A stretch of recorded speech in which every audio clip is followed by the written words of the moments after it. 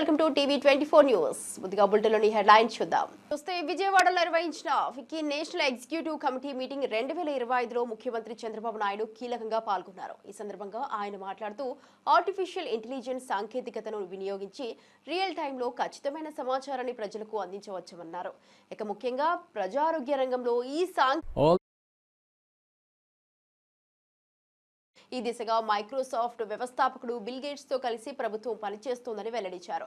ఆరోగ్య రంగంలో డేటా ఆధారంగా త్వరితగతిన నిర్ణయాలు తీసుకునేలా సాంకేతికతను ప్రోత్సహిస్తున్నామని పేర్కొన్నారు. భవిష్యత్తు భారత్ డిజిటల్ పథంలో దూసుకెళ్లేలా ఆంధ్రప్రదేశ్ ఆధారంగా మారుతుందన్నారు.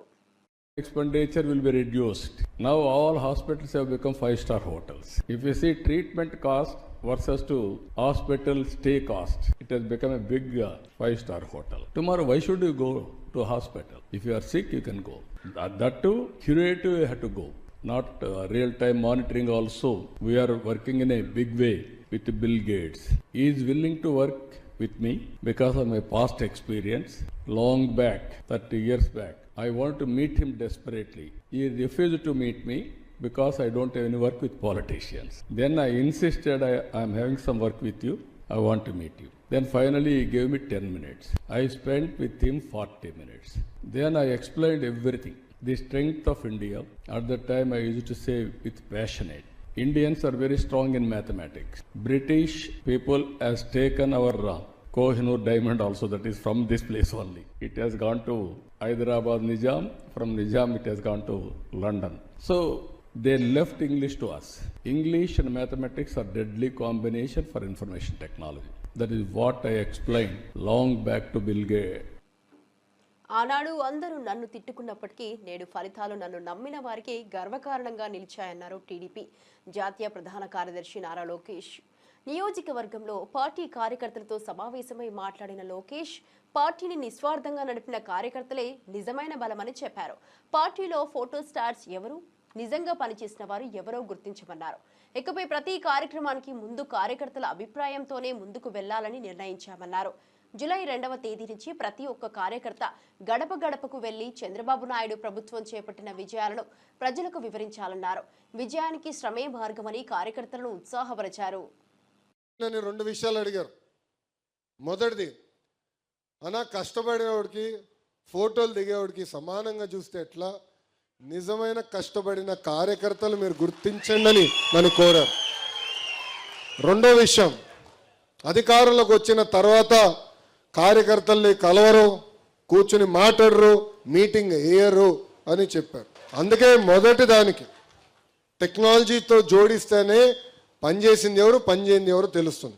ఇప్పుడు బాబు షూరిటీ భవిష్యత్ గ్యారంటీ అన్నాడు, ఓటీపీ పెడితే అందరూ లొకేషన్ తిట్టుకున్నాడు. వీడికేం పని పట్టలేదు, పాదయాత్ర చేస్తే సరిపోతుంది, ఎన్ని ఎందుకు పెట్టాడు రబై అని.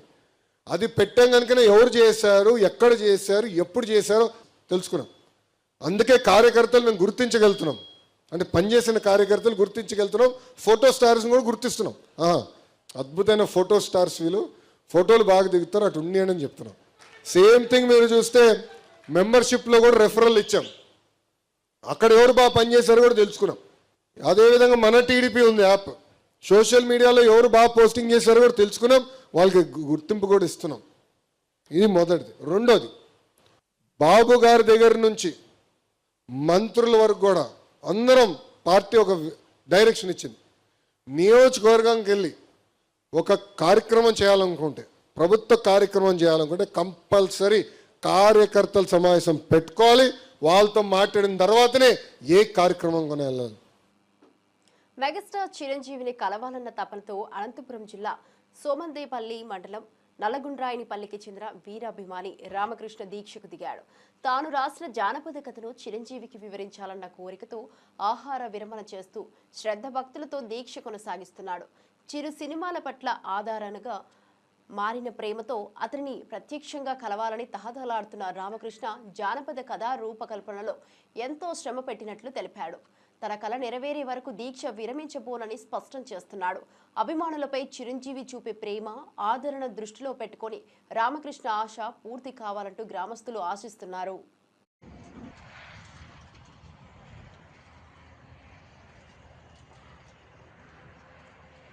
నల్గొండపల్లి సోమందేపల్లి మండలం శ్రీ సత్యసాయి జిల్లా. నేను గత 30 సంవత్సరాల నుండి కూడా చిరంజీవి వీరాభిమాని. ఆయన సినిమా ప్రతి సినిమా కూడా నేను ప్రతి ఒక్కటి కూడా రిలీజ్ రోజే ప్రతిరోజు సినిమా కూడా చూసినాను. ఒక్కో సినిమా 10 సార్లు 20 సార్లు కూడా చూసినాను. అయితే ఇంద్రాశపై ఆ సినిమా సక్సెస్ కానీ అది ఖచ్చితంగా నేను ఫంక్షన్ చేసి తీరాల్సిందే. చేశాను, సుమారు ఖర్చు పెట్టుకున్నాను. నాకు అంత ఉత్సాహం, ఎందుకంటే ఆయన అంటే నాకు వీరాభిమానం అనమాట. అయితే ఆయనని నేను చూడాలని హైదరాబాద్కి 2 సార్లు పోయినాను, నాకు దర్శనం ఇవ్వలేదు. మళ్ళీ మంత్రుల ద్వారా కూడా రికమెండ్ చేశాను. ఒక పవిత్రమైన ఒక నవాబు చక్రవర్తి కథ, జానపద కథ రాసి ఆయన కంజీ వల్ల ఆయన ఎక్స్క్యూటబుల్ అయినట్లు రాశాను అనమాట. చరిత్రాత్మకంగా ఉంటుంది, మరి రికార్డ్ అయిపోతుంది. ఈ బాహుబలి కూడా పనిచేత ఆ విధంగా ఉంటుంది, అట్లా రాశాను. ఆయన కోసం ఎన్ని కష్టాలు పోయినానో, ఎన్ని ఇబ్బందులు పోయినానో, ఎంత ఖర్చు పెట్టుకున్నానో. అయితే ఆయన గారే నాతో చెప్పలేదు అనుకో, ఖర్చు పెట్టుకో చేసుకొని, అది నా అభిమానం. ఆయన మీద నాకుండే ప్రేమ, నా విశ్వాసం అంతే. ఆయన కోసము తిరిగి బేజారైపోయి చేతగాక లాస్ట్లో జీడ్చుకుస్తున్నా. ఎందుకంటే ఆయన చూడాలా, జీవితంలో చూసి చచ్చిపోలా, ఆయనకు సినిమా కథ అందించాలా అనేదే. ఆయన వచ్చే వరకు కూడా నేను జీడ్చంటే వినించుకోను. ఈయన చనిపోయినా పర్వాలేదు, నేను లేను పైకి, ఆయన రావాలా. అంటే చిరంజీవి రాకపోతే లేను, అదే ఈడే నిరాహార దీక్ష. ఎన్ని రోజులు చేస్తారు? చనిపోయే వరకు. నేను చనిపోయినా పర్వాలేదు, నా జీవితం ఆయన కోసం. ఎందుకంత అభిమానం చిరంజీవి? నా పిచ్చి అభిమానం ఆయనకి, అంతే. అది అభిమానం ఎంత అంటే ఎంత చెప్పలేనంత, అనంతం అన్నమాట. ఆయన మీద ప్రేమ నాకు అనంతము. వస్తే నాకు సంతోషంగా ఉంటుంది. నేను ఒక జీవితంలో ఏదో సాధించినట్లయితుంది, అదే నా కోరిక. వచ్చే వరకు నేను దీక్ష మాత్రం విరమించను. ఫోన్ ట్యాపింగ్ తో సినీ తారల కుటుంబాల్లో చిచ్చు పెట్టిన ఘనత కేటీఆర్ దేనని టీపీసీసీ చీఫ్ మహేష్ కుమార్ గౌడ్ మండిపడ్డారు. చివరకు తమ సొంత పార్టీ నేతలకు విడుపు లేకుండా ట్యాపింగ్ చేశారని తీవ్ర వ్యాఖ్యలు చేశారు. ప్రైవసీని భంగపరిచే హక్కును వీరికి ఎవరిచ్చారని ప్రశ్నించారు. దేశ చరిత్రలో ఇది అత్యంత హేయమైన చర్యగా అభివర్ణించారు. ఎంత పెద్దవాళ్ళైనా ఈ కేసులో శిక్ష తప్పదని స్పష్టం చేశారు.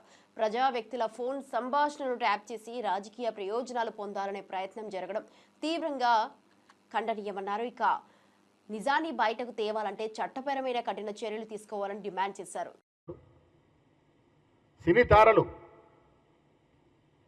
సినీ తారల జీవితాల్లో, కుటుంబాల్లో తగాదాలు వచ్చి ఎంత దూరం పోయిందో మనం చూసాం, కేవలం ట్యాపింగ్ వల్ల. మీ అవసరాల కొరకు, మీ స్వార్థం కోసం సినీ తారలు కూడా వదలలే. సినీ తారల ఫోన్లో ట్యాపింగ్ చేసి సంసారంలో చిచ్చు పెట్టిన ఘనత బీఆర్ఎస్ ప్రభుత్వాన్ని. జడ్జిల్ని వదలలే, వారి మాట వినని బ్యూరోక్రాట్స్ వదలలే, తుదకి బీఆర్ఎస్ ఎమ్మెల్యేలు కూడా వదలలే. ఎవరు ఎటుపోతున్నారో అందరి మీద ట్యాపింగ్ పెట్టినట్టు సందర్భం. కొన్ని వేల ఫోన్లు ట్యాపింగ్ చేసినారంటే దేశ చరిత్రలో అతి హేయమైన చర్య అది. మీరు మీ నాయన సంబంధం లేకుండానే ప్రభాకర్ రావు గారు ట్యాపింగ్ చేసినాడా? అసలు ప్రభాకర్ రావుని పెట్టింది ఎవడు? ఒక రిటైర్ అయిన అధికారిని దేశ చరిత్రలో ఎక్కడ లేని విధంగా ఇంటెలిజెన్స్ చీఫ్గా ఎట్లా పెడతారు? మీ అవసరాలు తీసుకోవడానికే కదా. అలాంటి రిటైర్డ్ అధికారిని పెట్టి, మీ అడుగులకు మడుగులొత్తే అధికారిని పెట్టి మాలాంటి ఫోన్లని ట్యాపింగ్ చేయడం అనేది నేరము. డెఫినెట్గా దీంట్లో ఎంతటి పెద్దవారైనా శిక్ష పడాల్సిందే.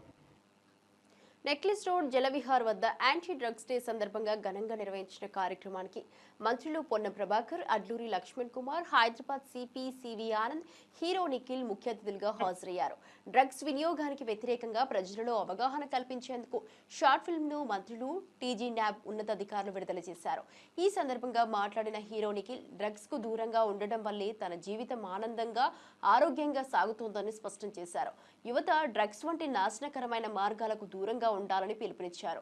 అధికారులు, సినీ ప్రముఖులు కలిసి యువతను మెల్కొల్పేలా ఈ కార్యక్రమం నిర్వహించారు. ఈ రోజు ఈ షార్ట్ ఫిల్మ్ ని రిలీజ్ చేయాల్సిందిగా మనవి చేసుకుంటూ, this short film has been directed by Shri G Suryateja గారు and poster made by TGANAB and department of WD. Well, Suryateja గారు ఈ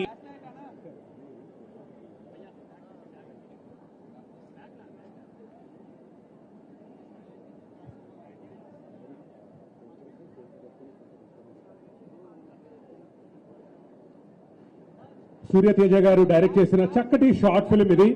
మన రాష్ట్రం, మన దేశం, అసలు ఈ ప్రపంచం అంతా ఈ నషా ముక్తిగా ఉండాలని, డ్రగ్ ఫ్రీ సొసైటీగా మారాలని ఒక చక్కటి సందేశంతో తీసిన సినిమా.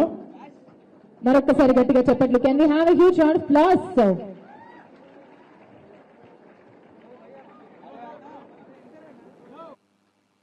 ప్రేమ వ్యవహారానికి తల్లిదండ్రులు అడ్డుపడుతున్నారని భావించిన కూతురు తల్లిని హత్య చేయడం కలకలం రేపింది.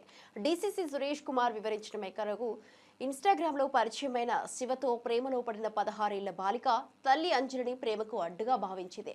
జూన్ 23న సాయంత్రం బాలిక ఆమె ప్రియుడు శివ అతని తమ్ముడితో కలిసి చున్నీతో బిగించి అంజలిని హత్య చేశారు. కేసు 24 గంటల్లోనే ఛేదించామని డీసీపీ తెలిపారు. నిందితుల్లో శివ డీజే ఆపరేటర్ గా పనిచేస్తున్నాడు. ప్రస్తుతం నిందితులు విచారణకు పూర్తిగా సహకరిస్తున్నారని తెలిపారు. ప్రేమ పేరుతో కుటుంబాన్ని పరిగణలోకి తీసుకోకపోవడం, చిన్న వయసులో తప్పుడు నిర్ణయాలతో భవిష్యత్తు నాశనం చేసుకుంటున్న ఘటనగా ఈ సంఘటన నిలిచింది.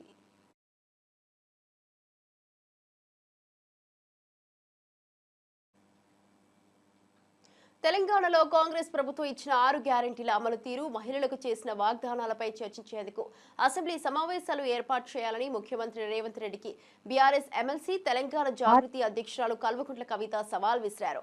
ఇదే సమయంలో పెన్షన్ల పెంపుదల వంటి హామీలను నెరవేర్చాలని కోరుతూ ఏఐసీసీ అగ్రనేత సోనియా గాంధీకి పోస్టు కార్డులు పంపే ఉద్యమానికి ఆమె శ్రీకారం చుట్టారు.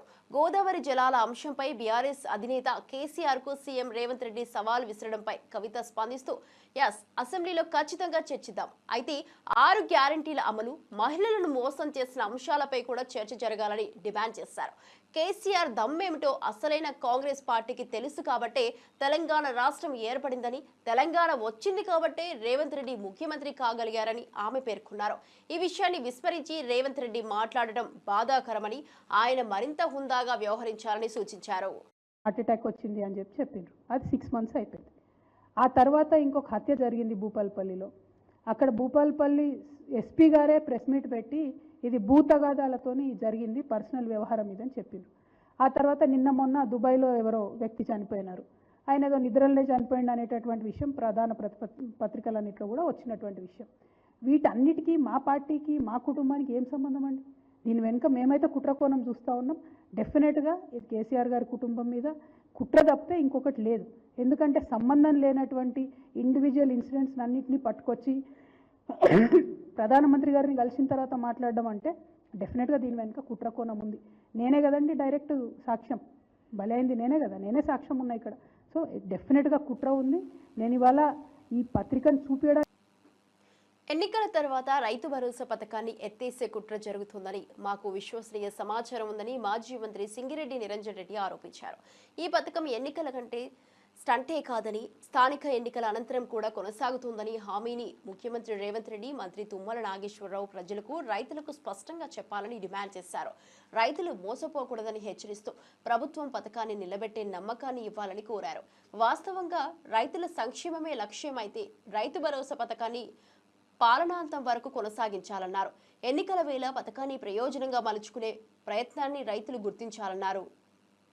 అంటే స్పోర్ట్స్కి సంబంధించిన ప్రతి అంశాన్ని దానిలో క్రోడీకరించడం, దాంతోపాటు ఉన్నటువంటి విద్యార్థులకు కానివ్వండి, స్పోర్ట్స్ అభిమానులకు కానివ్వండి, పాలసీ వస్తే పాలసీ ద్వారా ఏదో మేలు జరుగుతుందన్న ఆలోచనతోనే ఈరోజు ముఖ్యమంత్రి రేవంత్ రెడ్డి గారు పాలసీ మీద ప్రత్యేక దృష్టి పెట్టినరు.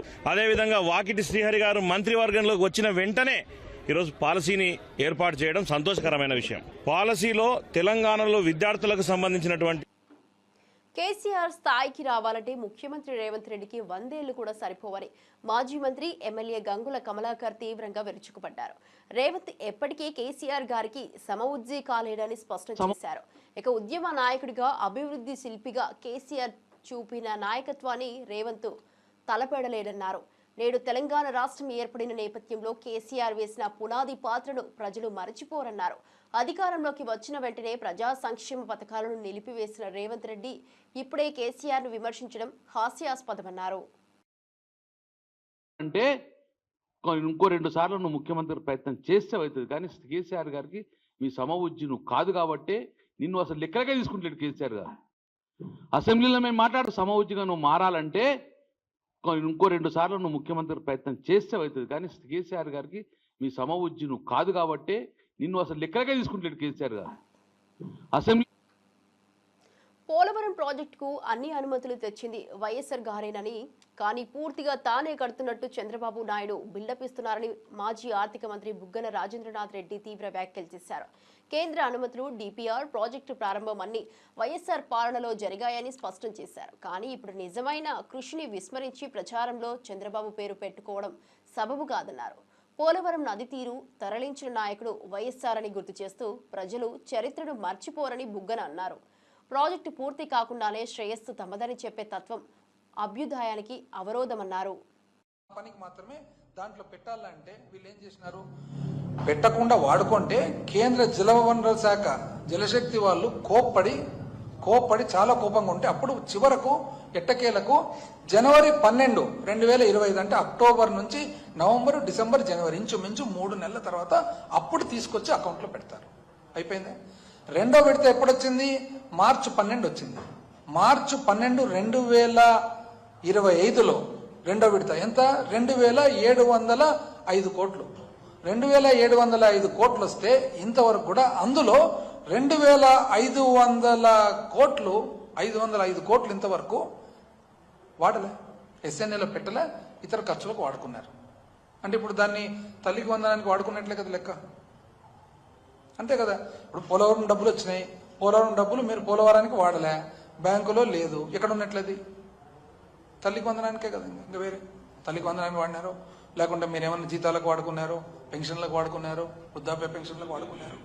టోటల్ ఇంతవరకు 5052 కోట్లు వచ్చింది మీకు పోలవరం.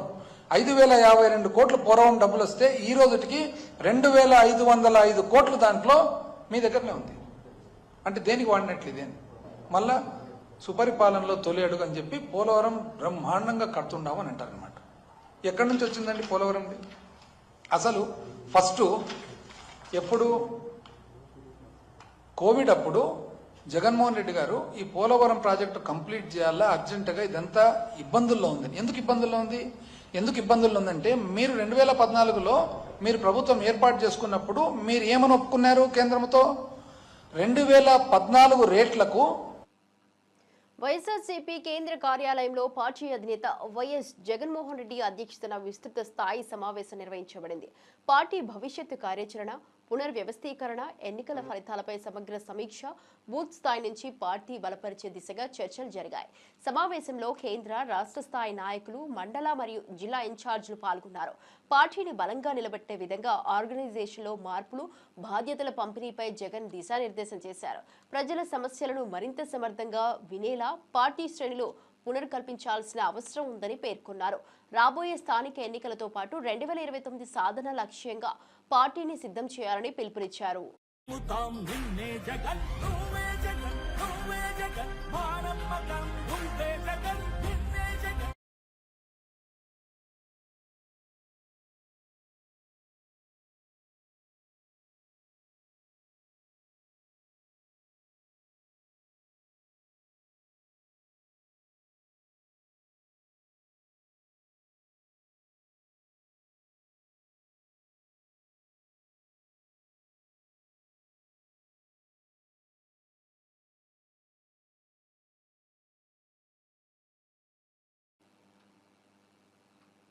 పదేళ్లుగా నిలిచిపోయిన క్రీడా పాలసీని కాంగ్రెస్ ప్రభుత్వం ముందుకు నడిపించిందని, ముఖ్యమంత్రి రేవంత్ రెడ్డి చొరవతో కేబినెట్ ఆమోదం లభించిందని రాష్ట్ర క్రీడా ప్రాధికార సంస్థ చైర్మన్ శివసేనారెడ్డి తెలిపారు. ఎల్బీ స్టేడియంలో నిర్వహించిన క్రీడా సంబరాల్లో ఆయన పాల్గొని విద్యార్థులతో కలిసి సీఎం, క్రీడా మంత్రి చిత్రపటాలకు పాలాభిషేకం చేశారు. గత ప్రభుత్వాల్లో క్రీడా మంత్రులు విదేశీ పర్యటనలకే పరిమితమయ్యారని, కానీ పాలసీని అమలు చేయడంలో విఫలమయ్యారని విమర్శించారు. కొత్త క్రీడా పాలసీలో ఒలింపిక్స్, జాతీయ, అంతర్జాతీయ స్థాయిలో ప్రతిభ చూపిన క్రీడాకారులకు మరింత మెరుగైన నగదు, బహుమతులు, ప్రోత్సాహకాలు కల్పించనున్నట్టు తెలిపారు. ఇది రాష్ట్ర క్రీడల రంగానికి మేల్కొల్పు అవుతుందని ఆశాభావం వ్యక్తం చేశారు. ప్రభుత్వం ఏ ప్రభుత్వం అయినా ఎప్పుడైనా సరే దాన్ని సరి చేసుకోవచ్చు అని కూడా చెప్పినాం. కానీ మీరు దీన్ని సిలువలు వలువలు చేసి అసలు అనర్హులకే దక్కింది అనేటువంటి మాటలు మాట్లాడి మరి మీరు అలా ఎక్కడైనా ఒకటి అనర్హులు పొందితే ప్రభుత్వం ఏ ప్రభుత్వం అయినా ఎప్పుడైనా సరే దాన్ని సరి చేసుకోవచ్చు అని కూడా చెప్పినాం. కానీ మీరు దీన్ని సిలువలు వలువలు చేసి అసలు అనర్హులకే దక్కింది అనేటువంటి మాటలు మాట్లాడి మరి మీరు అలా ఖమ్మం నగరాన్ని పరిశుభ్రంగా పచ్చగా తీర్చిదిద్దేందుకు 100 రోజుల పట్టణ ప్రణాళికను అమలు చేస్తున్నట్లు వ్యవసాయ శాఖ మంత్రి తుమ్మల నాగేశ్వరరావు తెలిపారు. నగరంలోని 11వ డివిజన్ వరదయ్య నగర్లో జరిగిన పరిశుభ్రత కార్యక్రమంలో మంత్రి పాల్గొన్నారు. మేయర్తో కలిసి మురుగు కాల్వలను పరిశీలించి స్వయంగా శుభ్రం చేశారు. స్థానికులతో మాట్లాడి పారిశుద్ధ్య సమస్యలను అడిగి తెలుసుకున్నారు. అనంతరం మొక్కలు నాటి హరిత వాతావరణం కోసం ప్రతి ఒక్కరూ పాత్ర వహించాలన్నారు. ఖమ్మం నగరాన్ని మెరుగైన జీవన ప్రమాణాలతో తీర్చిదిద్దేందుకు ప్రభుత్వం కట్టుబడి ఉందన్నారు. ప్రజల సహకారంతో నగరాన్ని ఆదర్శ పట్టణంగా అభివృద్ధి చేస్తామని చెప్పారు. అదేవిధంగా చెత్తా చెదారంతో ఈ యొక్క ఖమ్మం పట్టణం దుర్గంధంగా ఉండకూడదని 100 రోజుల యొక్క ప్రణాళికని రూపకల్పన చేసుకుని గత 20 రోజులుగా అన్ని డివిజన్స్ ను కూడా పరిశుభ్రంగా ఉంచడానికి అక్కడ ఉన్నటువంటి ప్రజల సహకారాన్ని తీసుకొని అందరూ కలిసి వాళ్ళని చైతన్యవంతులు చేయటమే కాకుండా వాళ్ళ ఇంట్లో ఉన్నటువంటి చెత్తా చెదారాన్ని కూడా ఏ రకంగా ఎక్కడేయాలి, ఏ రకంగా వేస్తే ఖమ్మం పట్టడానికి మేలు జరుగుతుంది, మీ ఆరోగ్యాలకి మేలు జరుగుద్ది అనేటటువంటి సదుద్దేశంతో పరిశుభ్రమైనటువంటి ఖమ్మాన్ని ఏర్పాటు చేయడానికి అందరూ సహకరించాలి. ప్రజలు సహకరించకుండా ఏ పని కూడా ముందుకు నడవదు. 23 ఏళ్ల వయసులో అంతరిక్ష యాత్రకు సిద్ధమైన దంగేటి జాహ్నవి పాలకొల్లుకు గర్వకారణమవుతోంది. భారతదేశపు తొలి మహిళా అంతరిక్ష యాత్రికురాలిగా అత్యంత చిన్న వయస్కురాలిగా 2029లో రోదసిలోకి అడుగు పెట్టాలన్నారు. పాలకొల్లులో ఇంటర్ వరకు చదివిన జాహ్నవి పంజాబ్లో ఇంజనీరింగ్ పూర్తి చేసి అమెరికాలోని టైటాన్ స్పేస్ ఇండస్ట్రీ ద్వారా అంతరిక్ష యాత్రకు ఎంపికయ్యారు. ఇక 22 ఏళ్లకే అనలాగ్ వ్యోమగామిగా గుర్తింపు పొందారు. సెస్నా 171 స్కై హాక్ ను నడిపిన తొలి యువతిగా రికార్డు సృష్టించారు. Zero gravity, under water rocket launch, air craft driving వంటి అంశాల్లో శిక్షణ తీసుకున్నారు. అంతర్జాతీయ స్థాయిలో 16 దేశాల యువతితో కూడిన బృందానికి ఫ్లైట్ డైరెక్టర్గా వ్యవహరించారు. కరాటే, స్విమ్మింగ్, స్కూబా డ్రైవింగ్ లోనూ ప్రతిభ చూపించిన జాహ్నవి ఇప్పుడు అంతరిక్షంలో అడుగుపెట్టే చరిత్ర సృష్టించనున్నారు.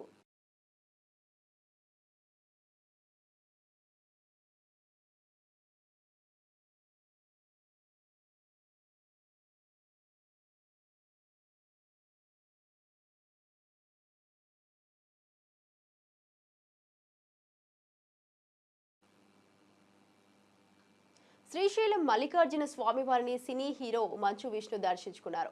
రుద్రాభిషేకం, అమ్మవారికి కుంకుమార్చన వంటి ప్రత్యేక పూజలు నిర్వహించారు. ఈ సందర్భంగా 12 జ్యోతిర్లింగాల యాత్రను పూర్తి చేసిన ఆనందాన్ని వ్యక్తం చేశారు. శ్రీశైలం దర్శనం తనకు అత్యంత పవిత్రంగా అనిపిస్తుందని అన్నారు. ఈ నెల 27న విడుదల కాబోతున్న తన కొత్త చిత్రం కన్నప్పను ప్రేక్షకులు ఆదరించాలని కోరారు. ఆధ్యాత్మికతతో కూడిన కథను ప్రేక్షకుల ముందుకు తీసుకురానున్నామని, ఈ సినిమా తన జీవితంలో ప్రత్యేకమైన మలుపు అని పేర్కొన్నారు. శ్రీశైలం దేవస్థానాధికారులు మంచు విష్ణుకు తీర్థ ప్రసాదాలు అందజేశారు.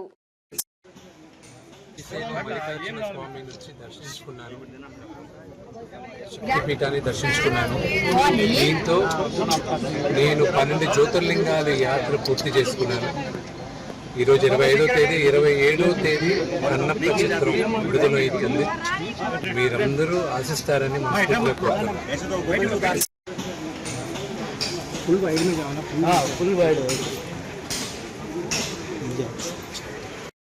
నేను శ్రీశైలం స్వామి నుంచి దర్శించుకున్నాను. వైఎస్ఆర్సీపీ ఎమ్మెల్సీ దువ్వాడ శ్రీనివాస్, ఎమ్మెల్సీ దివ్వెల మాధురి తిరుమల శ్రీ వెంకటేశ్వర స్వామి వారిని దర్శించుకున్నారు. శ్రీవారి ఆలయంలో ప్రత్యేక దర్శనం ద్వారా భక్తి శ్రద్ధలతో స్వామివారిని నమస్కరించారు. దర్శన అనంతరం ఆలయ అధికారులు వారికి తీర్థ ప్రసాదాలు, శేష వస్త్రాలు అందజేశారు. రాష్ట్ర ప్రజల సంక్షేమం కోసం స్వామివారిని ప్రార్థించామని వారు తెలిపారు. భవిష్యత్తులో రాష్ట్రానికి శాంతి, అభివృద్ధి చేకూరాలని కోరుకున్నామని చెప్పారు.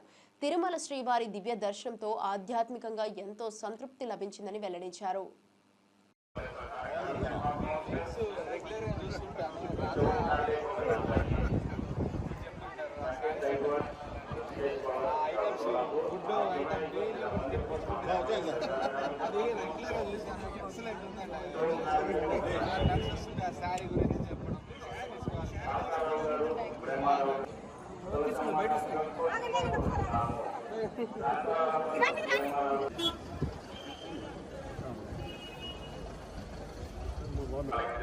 ప్రసార కేంద్రానికి వెళ్ళి సుబ్రహ్మణ్యం గారిని కలుసుకోవాల్సిందిగా కోరుతున్నాము.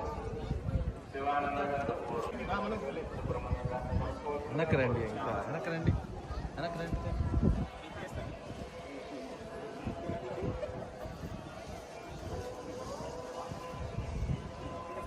ఇప్పటి వరకు నా బులెటిన్ అప్డేట్ చూస్తూనే ఉండండి టీవీ 24 న్యూస్.